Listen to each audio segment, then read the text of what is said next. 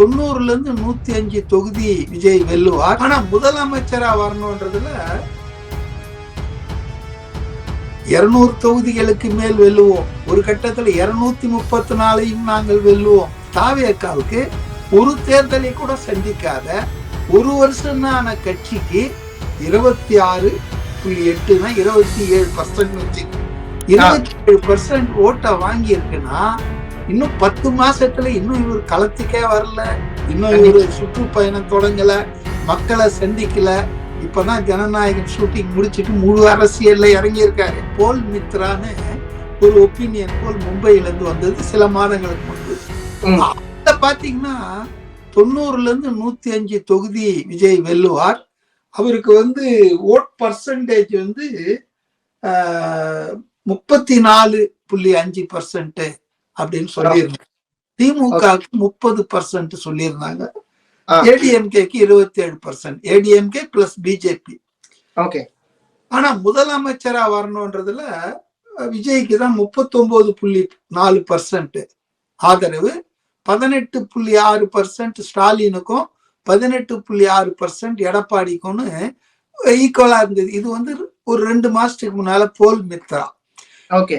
லேட்டஸ்டா என்னன்னா நம்ம சிஎம் ஸ்டாலின் அவர்கள் இவங்க சொல்றது அவங்க சொல்றது பெண் நிறுவனம் அப்புறம் இதெல்லாம் வேண்டாம், நம்மளே சொந்தமா எடுப்போம்னு சொல்லி அவர் மும்பையில ஒரு பிரபலமான ஒரு கருத்து கணிப்பு நிறுவனத்தை தேர்ந்தெடுத்து எடுத்திருக்காரு. அது பேர் மோரிஸ் மீடியா. ரொம்ப பாப்புலரான எக்ஸ்பீரியன்ஸ்டு.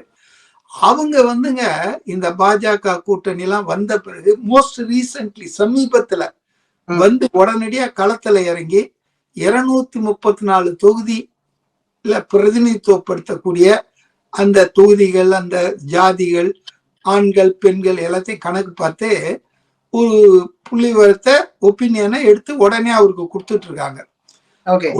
ஒட்டுமொத்தமா என்னன்னா தொங்கு சட்டசபை தான் வரும், எந்த கட்சிக்கும் தனி கட்சிக்கும் மெஜாரிட்டி வராது. இன்னைக்கு இருக்கிற இன்னும் 10 மாசம் இருக்கு, அதாவது இன்னைக்கு 10 மாசம் இருக்கு.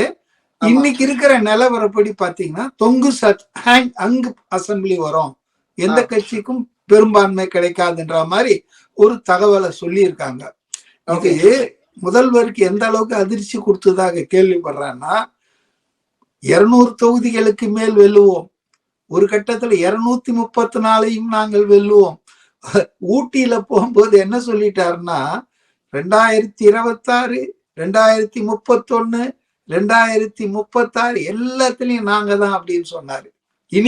இனி வேற யாரும் கிடையாது.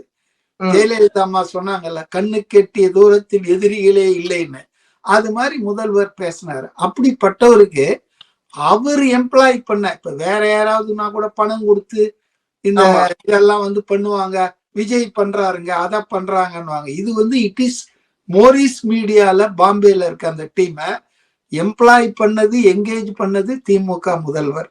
அப்ப அவர் பர்சனலா எடுத்த அந்த கருத்து கணிப்புல அது அவருக்கு உண்மையா தானே இருக்கும். அவருக்கு அதிர்ச்சி, பயத்தை ஏற்படுத்தி. அது என்னன்னா 4 முனை போட்டியை தான் அவங்க கணக்குல எடுத்திருக்காங்க. திமுக கூட்டணி, அண்ணா திமுக பாஜக அந்த கூட்டணி, தாவேகா தனியா நிக்கிற மாதிரி, நாம் தமிழர் கட்சி, இந்த 4 கூட்டணி தான் இருக்க போகுது. ஏன்னா லேட்டஸ்ட். அப்ப அதுல பாத்தீங்கன்னா நான் சொல்ற விஷயம் பாருங்க, ரொம்ப அதிர்ச்சியூட்டும் விஷயங்கள். அதாவது ஓட் பர்சன்டேஜ் பாத்தீங்கன்னா திமுகக்கு 32% இருக்கு ஓட் பர்சன்டேஜ், வாக்கு சதவீதம். தாவேகாவுக்கு 26.83.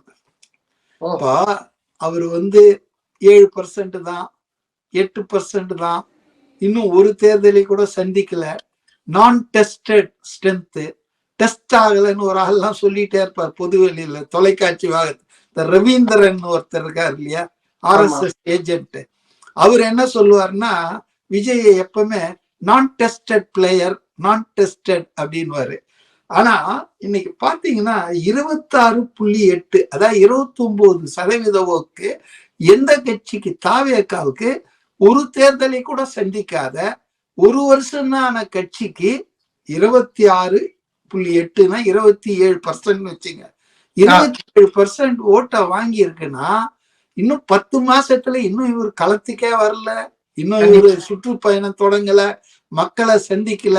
இப்பதான் ஜனநாயகன் ஷூட்டிங் முடிச்சிட்டு முழு அரசியல்ல இறங்கி இருக்காரு.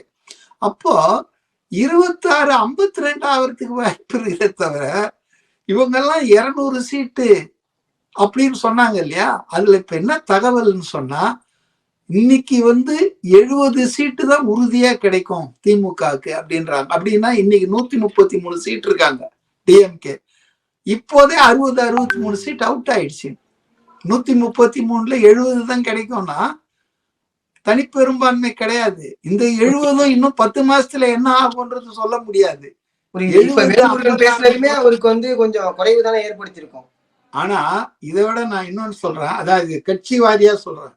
வாக்கு சதவீதம் திமுகவுக்கு 32%, அண்ணா திமுக கூட்டணிக்கு 30%, தாவேகாவுக்கு 26.8, அதான் 27%. நீங்க பாத்தீங்கன்னா இன்னைக்கும் 3வது இடத்துலதான் தாவேகா வாக்கு சதவீதத்துல இருக்குது. ஆனா என்ன அதிர்ச்சிகரமான தகவல்னா, ஒரு கட்சி ஆரம்பிச்சு ஒரு தேர்தலை கூட சந்திக்காத சூழ்நிலையில் 26 27%னா, இன்னும் தேர்தலுக்கு 10 மாதங்கள் இருக்குதுன்னு சொன்னா, அவர் இன்னும் களத்திலேயே களமாடவே இல்லை மக்கள் கிட்ட. இதெல்லாம் வந்தா இந்த 26 என்பது 56 ஆகும், 52 ஆகும். ஆக முதன்மை சக்தியாக விஜய் வருவதற்கான வாய்ப்பு பிரகாசமாக இருக்கிறது என்பதை கைப்புண்ணுக்கு கண்ணாடி தேவையில்லைன்ற மாதிரி மு.க. ஸ்டாலின் அவர்கள் போட்ட அந்த மோரிஸ் மீடியா ஒப்பீனியன் போல சொல்லியிருக்கு. இதுல இன்னொன்னு மட்டும் நான் சொல்லிட்டு முடிச்சிடுறேன். அதாவது முதலமைச்சர் ஓட் பர்சன்டேஜ் இப்ப நான் சொன்னேன், முதலமைச்சரா நீங்க யார வர விரும்புறீங்கன்றதுதான் ரொம்ப பயங்கரமான விஷயம். பாருங்க, இப்போதைய முதல்வர் ஏற்கனவே ஆட்சியில இருக்கிறவர் மட்டும் இல்ல, இருந்த கட்சி 75 வருஷம் பாரம்பரியம் உள்ள கட்சி. அதனுடைய தலைவர் ஸ்டாலின் 20.13, அதாவது 20% ஆட்கள் தான் அவர் அடுத்து முதல்வரா வரணும்ன்றா விரும்புறாங்க. ரெண்டாவது யாருன்னா எடப்பாடி. அவர் ஏற்கனவே முதலமைச்சரா இருந்தவர், 50 வருஷம் பாரம்பரியம் உள்ள அதிமுக. அவருக்கு இவரை விட 3% அதிகமா விரும்பி இருக்காங்க, 23%. அதாவது மக்கள் ஆதரவு ஓட் பர்சன்டேஜ் வாக்கு சதவீதத்துக்கும் இந்த முதலமைச்சரா நீங்க வரணும்ன்றதுக்கும் வித்தியாசம் இருக்கு. அதை தான் சுட்டி காட்ட விரும்புறேன். புரியுது.